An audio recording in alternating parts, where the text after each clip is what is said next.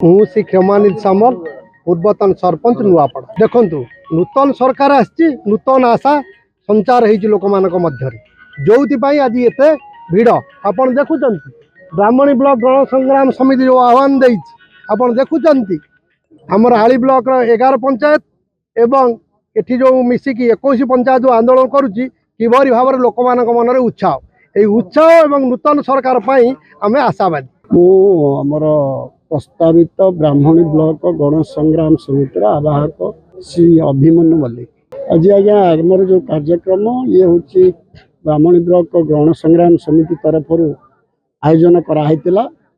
18टी पंचायत जनप्रतिनिधि माने बहु संख्यार जोगदे परिवार उद्देश्य हूँ 1993 मसीह ये कार्यक्रम आमर चली आंदोलन चली मौका सरकार समय आम कथा को टिके कौटिना कौटि अणदेखा कराई बोली आम अनुभवी आम सरकार जितेबले निष्पत्ति ग्रहण कले जे ब्लॉक तहसील राजस्व ग्राम जिला एवं एनएसी पुनर्गठन करेंगे तेणु आम भितर एक उत्साह आ उद्दीपना सृष्टि है जहाँ हो आम दीर्घ दिन है जो आंदोलन करूँ ताज सफल हवा को बोध हुए जाऊँगी आम भितर गोटे आशा संचार होती तेणु स्वतस्फूर्त भाव में आम डाकिचु सब जनप्रतिनिधि आगुरी सरपंच मानक नहीं गोटे करूँ अंधरारे तापर बुद्धिजीवी सम्मेलन गोटे भुवनेश्वर करूँ एठी पुणी बाध्य कले जे ना एठी आम करवा करी आलीरू जेहेतु है नहीं आलीरू आम करवा आलीर प्रतिनिधि माने बाध्य करी स्वतस्फूर्त भाव में लोके आसी दाबी उपस्थापना करुचंती आम आशा करुचु सरकार को निवेदन करुचु अनुरोध करुचु सी तांकर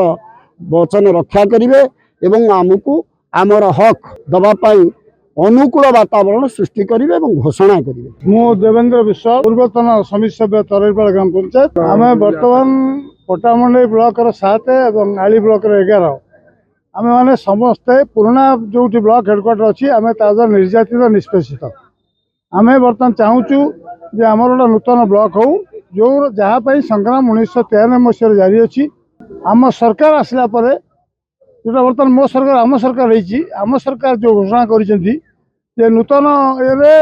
नुआ ब्लॉक नुआ तहसिल सृष्टि हम और नुआ निर्वाचन मंडली हम